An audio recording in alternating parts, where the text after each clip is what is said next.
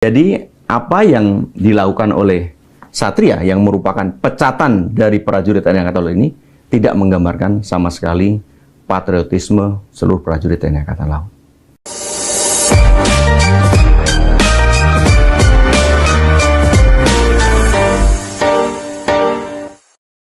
Baik, dan Bapak-Bapak untuk memperkaya bagaimana diskusi kita, kita juga akan menampilkan ini ada berbagai statement ini dari anggota DPR RI Amelia Anggraini. Negara tidak boleh mengabaikan ketentuan hukum hanya karena alasan kasihan, sebab hal tersebut dapat merusak wibawa hukum dan merugikan kepentingan nasional. Setuju ya Pak ya, jangan hanya karena kasihan seperti itu. Kemudian dari TB Hasanuddin, ini ex-jenderal yang juga sekarang menjadi anggota DPR RI.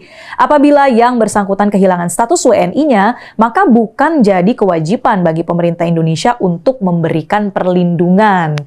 Seperti itu Pak Dirjen ya, termasuk juga ketika kehilangan status prajurit TNI tidak lagi wajib dilindungi. Selain itu kita bacakan dari pengamat militer ISES, Khairul Fahmi.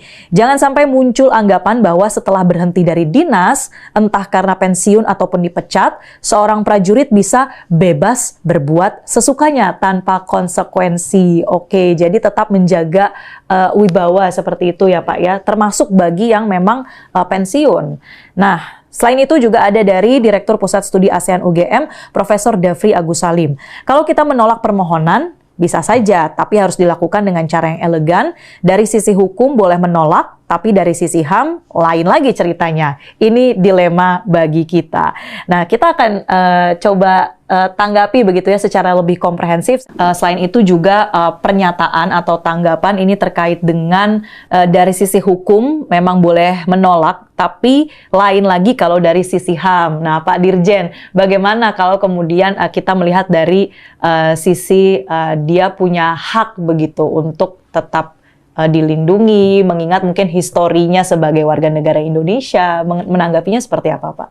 Ya, terima kasih Mbak Marcel. Jadi ini menarik ya, ada beberapa pihak yang menyatakan bahwa ketika kita kemudian responnya sangat strict, kita taat dengan aturan hukum kita, perundang-undangan kita, dianggap kita nggak toleran dengan HAM-nya, hak asasi manusianya dan lain sebagainya.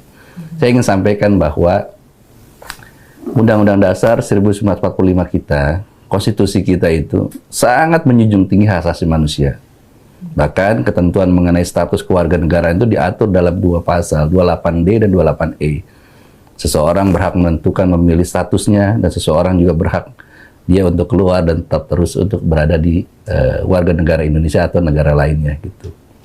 Tapi ketika itu hak asasi itu diberikan, jangan lupa bab hak asasi manusia yang ada dalam konstitusi kita itu diatur dari 28A sampai 28J. Ada 10 pasal. Yang menarik di 28J, pelaksanaan hak asasi manusia harus memperhatikan dan menaati peraturan perundang-undangan. Aspek kemanusiaan dan lain sebagainya. Dan pelaksanaan hak asasi manusia juga harus memperhatikan adanya kewajiban asasi manusia.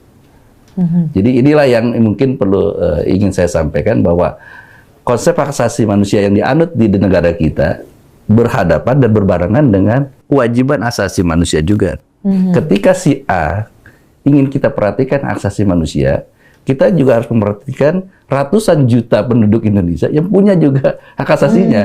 Jadi dia punya kewajiban gitu. Nah, ini juga yang harus dipertimbangkan gitu. Dan tentu aspek-aspek keamanan, keselamatan, dan lain sebagainya menjadi hal yang menjadi atensi bagi kita semua.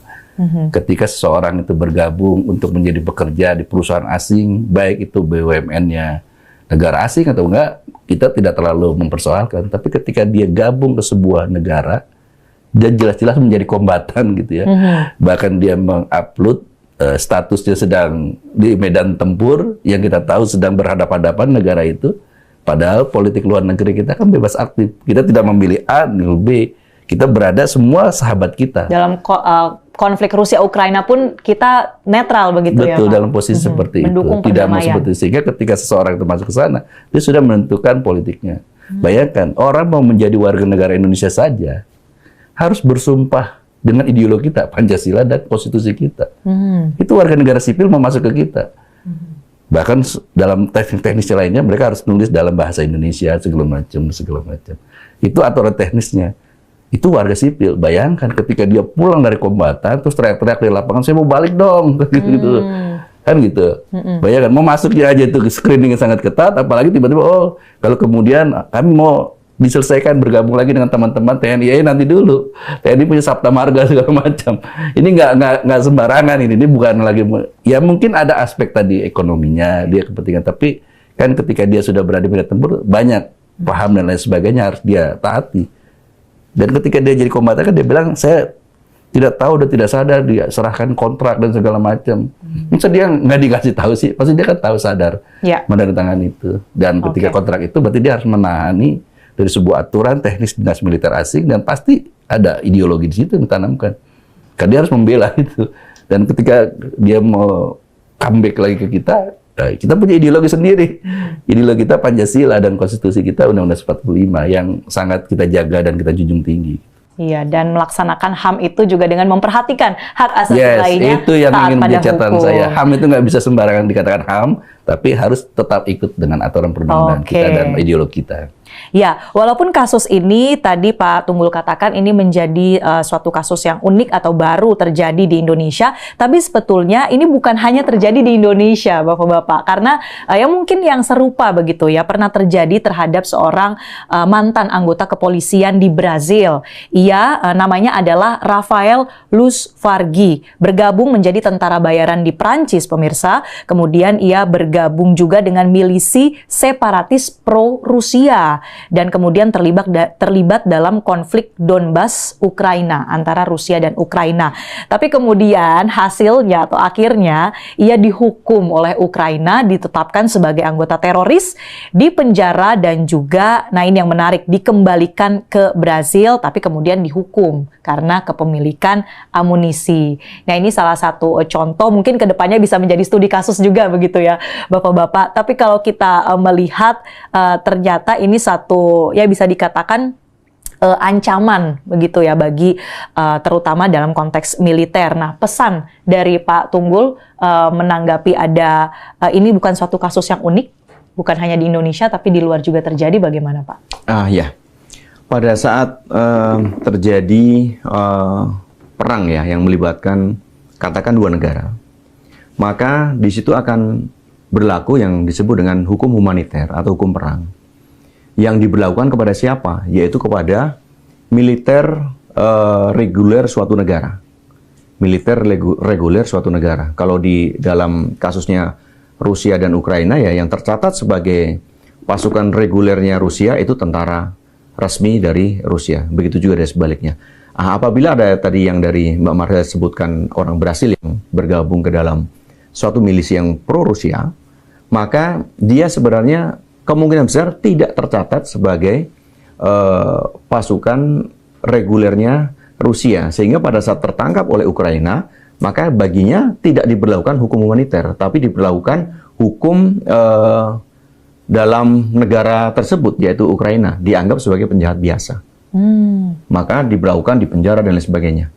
Karena memang pemberlakuannya antara seseorang yang tergabung dalam militer resmi itu akan diberlakukan hukum humaniter, sementara yang tidak tergabung karena mungkin dianggap sebagai suatu tentara bayaran, contohnya seperti kalau di Rusia ya Wagner dan lain sebagainya itu, maka dia apabila tertangkap dia dijatuhi hukuman sesuai dengan kesalahan yang dia perbuat di negara itu. Kalau misalnya katakan tadi disebutkan kepemilikan amunisi atau mungkin lebih jauh terlibat aksi dalam suatu perang, tentu saja dalam perang ada terjadi pembunuhan tentu saja gitu kan. Nah, itu hukuman itu akan diberlakukan kepada dia, tapi bukan sekali lagi bukan hukum humaniter atau bukan hukum perang bagi dia.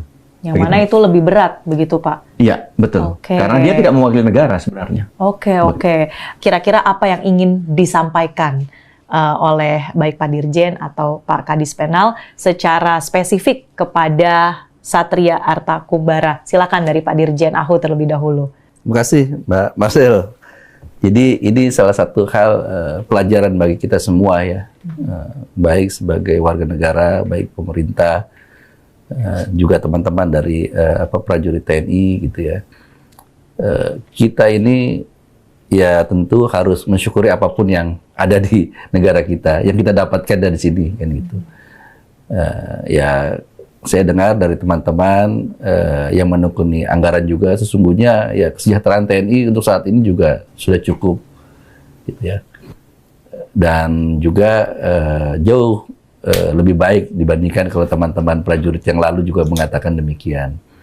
Artinya perkembangan sekarang yang ada, dinamika yang ada sekarang, ya tentu faktor gaya hidup, ya, faktor perilaku ini juga menjadi catatan bagi kita semua.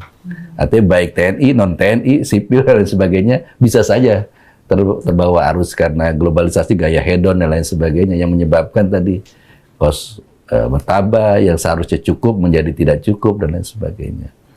Tapi yang paling penting adalah bahwa ketika semua sudah mulai terjadi mobilitas yang cukup masif, ya tentunya kita harus hati-hati juga gitu dalam menerima pekerjaan, dalam menerima profesi tertentu yang harus tetap mengikuti aturan-aturan perundang-undangan yang ada. Dan sangat disayangkan kan ketika dia tadinya niatnya ingin menutupi beban ekonomi yang ada, dia mencari itu dengan taruhan nyawa gitu ya.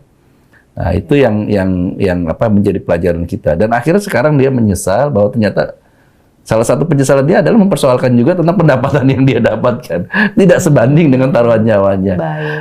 Gitu. Jadi ini menjadi pelajaran kita bersama gitu. Harus benar-benar hati-hati, tapi ingat bahwa setiap tindakan yang kita lakukan ada pertanggungjawabannya. Ya. Gitu. Jadi ketika dia memilih ya hal yang harus dia lakukan itu, ya tentu dia harus bertanggung jawab atas risiko dan konsekuensi yang dia dapatkan gitu ya, termasuk diantaranya kehilangan status kewarganegaraannya. Nah, ini yang menjadi pelajaran kita bersama. Saya pikir itu, Mbak Marcel. Baik, Pak Kadis Penal, silakan Pak. Iya, Mbak. Jadi saat ini ya, Mbak ya, TNI Angkatan Laut itu personelnya kurang lebih ada 74.000. Satria ini 1 orang. 1 dari 74.000 itu ketemunya menurut saya hanya 0,001 sekian persen. Jadi apa yang dilakukan oleh Satria yang merupakan pecatan dari prajurit TNI Angkatan Laut ini tidak menggambarkan sama sekali patriotisme seluruh prajurit TNI Angkatan Laut. Kemudian yang disampaikan oleh Pak Dijen Ahu tadi benar, bahwasanya prajurit TNI itu sekarang ini sudah yang pertama well trained, dilatih dengan baik. Yang kedua well equipped, dilengkapi dengan baik. Dan yang ketiga Pak, sudah well paid, yaitu digaji dengan baik. Jadi ini bukan isu soal kesejahteraan prajurit sebenarnya, Pak? Kalau ya, saya sependapat, ini bukan merupakan isu tentang kesejahteraan prajurit, bukan. Tetapi merupakan perilaku pribadi yang akhirnya membawa risiko baik bagi dia sendiri maupun masyarakat umum. Nah, dalam kesempatan ini, Mbak, tentu saja saya ingin menyampaikan, mengutip salah satu pesan yang disampaikan oleh Jenderal Besar Sudirman, yang merupakan bapak dari Tentara Nasional Indonesia. Beliau menyampaikan, ini penting buat saya, buat seluruh prajurit TNI Angkatan Laut, TNI, maupun untuk mengingatkan kepada seluruh warga negara Indonesia. Beliau menyampaikan bahwasanya prajurit Indonesia bukan prajurit sewaan. Bukan juga prajurit yang menjual tenaganya karena hendak merebut sesuap nasi. Dan bukan pula prajurit yang mudah dibelokkan haluannya karena tipu dan nafsu kebendaan.